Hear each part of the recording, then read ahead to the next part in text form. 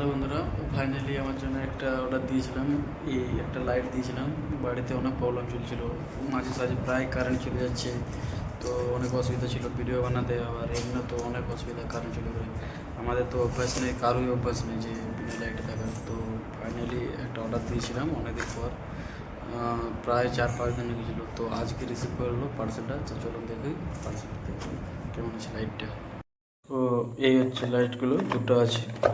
আমাকে দুটো লাইট পড়েছিল টোটাল 225 টাকা করে পড়েছিল পার পিস হিসাবে।